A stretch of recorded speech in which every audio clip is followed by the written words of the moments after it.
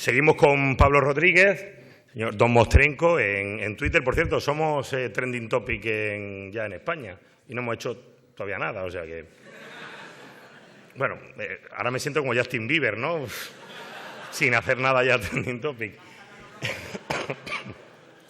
Navegación astronómica con Pablo Rodríguez, Don Mostrenco.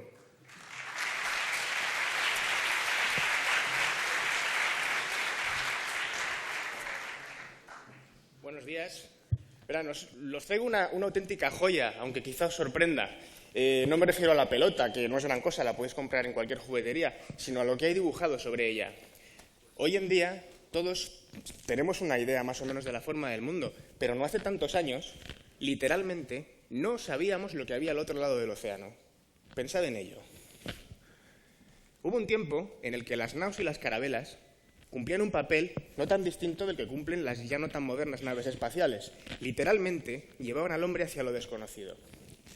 Pensad lo que pudo ser para un habitante, para una persona del siglo XVI, hacer un viaje como la ruta a la India de Vasco de Gama. Una persona en aquellos tiempos apenas se movía más de 100 kilómetros del lugar en el que nacía en toda su vida. Sin embargo, una persona que se embarcase con Vasco de Gama vería, aparte de muchísima agua, prácticamente todos los paisajes existentes sobre la Tierra. Sin embargo, había una cosa que le podía resultar familiar incluso en un lugar tan remoto como la India. Si levantaba los ojos al cielo, vería las mismas estrellas que se veían desde Lisboa. Esto se debe simplemente a que las estrellas están muy lejos, así de sencillo, y a que las estrellas en un periodo razonable de tiempo apenas se mueven. ¿Dónde estoy? Esta es la principal pregunta que se hace la ciencia de la navegación. Y la navegación astronómica consiste en responderla, o al menos intentarlo, mirando a las estrellas. Es como si los habitantes de nuestra bola del mundo intentasen fijarse en elementos de esta sala para determinar su posición sobre la bola. Interesante, ¿verdad? Para eso lo primero que tenemos que conocer es la sala. Si estas personas no saben que la puerta está ahí, ahí hay otra y aquí hay unos focos, de nada les sirve mirar al cielo. Desde muy antiguo hemos estado catalogando las constelaciones. Si miramos las constelaciones del hemisferio norte, que por desgracia aquí no se ven muy bien, encontraremos nombres como Hércules, Orión, etcétera, etcétera, nombres tomados de la cultura grecorromana, lo cual nos habla del tiempo y del momento de la historia en el que fueron catalogadas. Es bonito ver que si nos vamos a las constelaciones del hemisferio sur, que tampoco se ven bien aquí, lo siento, encontramos elementos como un octante, una brújula, un telescopio, incluso tenemos un barco entero construido a piezas con su quilla, su vela, etcétera, etcétera. No sé a ustedes, pero a mí me parece muy poético pensar que el hombre ha bautizado los dos cielos de la Tierra en honor a sus dos épocas doradas culturalmente, la cultura helena y la cultura del Renacimiento. Pero volvamos a poner los pies en la Tierra. Aquí tenemos un mapa plano en el que ilustramos los conceptos de latitud y longitud, que es normalmente la manera que tenemos de determinar nuestra posición sobre el globo. La latitud es lo al norte o al sur que estamos y la longitud es nuestra posición en la dirección este-oeste. Así de sencillo. Para determinar la latitud, una manera muy sencilla de hacerlo es utilizando la estrella polar. Todos conocemos trucos para identificar la estrella polar en el cielo y si no, me los podéis preguntar luego. La estrella polar tiene una característica muy interesante y es que está colocada sobre un punto del cielo, conocido como polo norte celeste, que tiene la característica muy deseable para la navegación de mantenerse fijo en el tiempo. La estrella polar estaría allí, en esta foto que nos ha proporcionado nuestro amigo Paco Bellido, y a lo largo del tiempo se mantiene fija. Todos sabréis que si apuntamos a la estrella polar con el dedo, el norte se encuentra simplemente dejando caer el brazo en dirección perpendicular al suelo, ¿verdad? Lo que no sabe tanta gente es que precisamente este ángulo que forma mi brazo con el suelo es la latitud del lugar. Si tenéis la suerte de vivir en un sitio, bueno, suerte o no, de vivir lejos de aquí, muy al norte, muy al sur, probadlo, porque veréis que si vivís, por ejemplo, en Estocolmo, la estrella polar está muy alta, y si vivís en Cuba o en Ecuador, mejor todavía, si conseguís encontrarla, que es difícil, la estrella polar estará muchísimo más baja. En el hemisferio sur no tienen la suerte de tener una estrella brillante en ese punto característico del cielo, pero se las apañan haciendo un constructo geométrico con una constelación llamada Cruz del Sur. Una curiosidad. La Cruz del Sur quizás suene porque aparece en la bandera de Australia, en la de Nueva Zelanda, en la de Nueva Guinea, en la de Samoa y así en la de hasta 32 regiones y países del hemisferio sur. Tal es su importancia, por así decirlo, a nivel psicológico. La cosa se pone interesante cuando hablamos de longitud.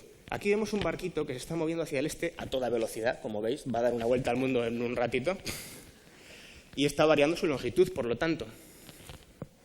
Fijaros en esta otra imagen. Estos podríais ser vosotros.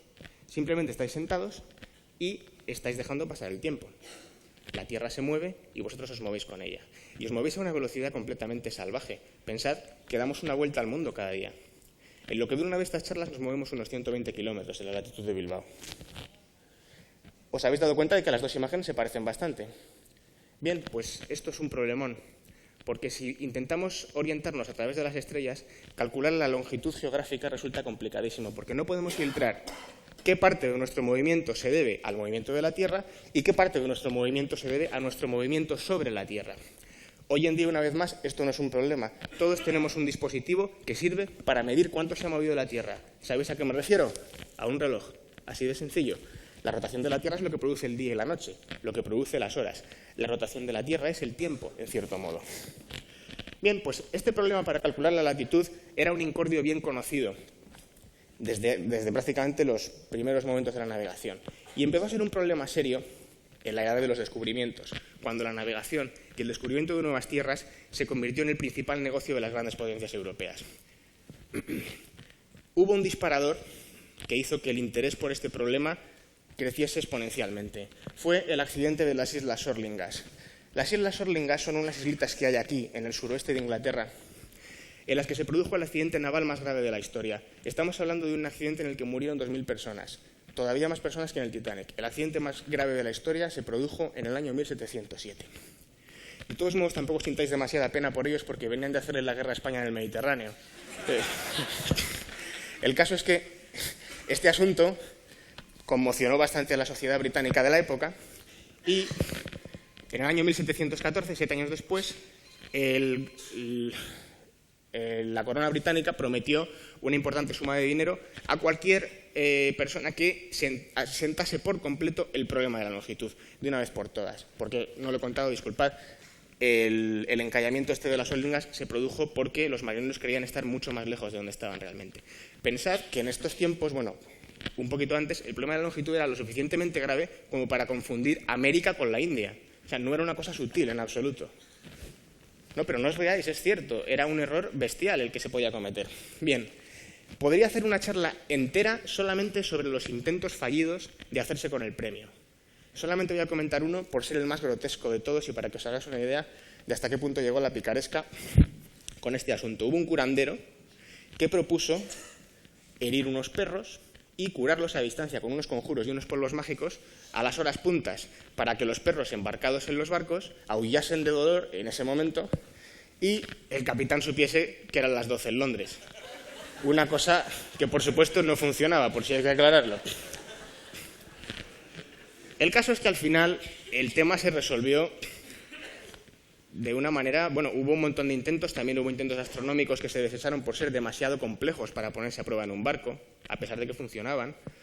Hubo un intento muy curioso de propagar la hora literalmente a cañonazos, colocando una flotilla de barcos que, según fuesen, por ejemplo, las 12 en Londres, disparaban un cañón en Londres, otro barco lo oía, disparaba otro cañonazo, otro lo oía, y así pretendían propagar la hora de un lado a otro del Atlántico. No se puso en práctica porque era complicadísimo, pero bueno, es una idea interesante, ¿no? El caso es que al final el asunto se resolvió de una manera bastante prosaica. Un relojero, este hombre, Harrison, inventó un reloj que simplemente funcionaba bien en el mar, que era el problema que tenían hasta entonces, que los relojes eran muy sensibles a oscilaciones, muy sensibles a cambios de temperatura y a cambios de temperatura, presión, humedad, etcétera, y no funcionaban bien, tenían unos retrasos de 5 minutos por día, los mejores de entonces. Y estamos hablando de que en 10 minutos nos hemos movido unos 120 kilómetros en esta latitud, con lo cual eran cometían unos errores inaceptables, ¿no? Digo que es un final prosaico, pero bien pensado no lo es tanto. Pensad que antes de responder a la pregunta ¿dónde?, hubo que responder a la pregunta ¿cuándo? Pensad que la mayor contribución a la ciencia de la navegación no se hizo desde un barco, sino que se hizo entre las 4 paredes de un taller. Y por último, pensad en qué pregunta estamos resolviendo. Resulta que el hombre encontró su lugar en la Tierra mirando al cielo. Muchas gracias, Mila Esker. Sí.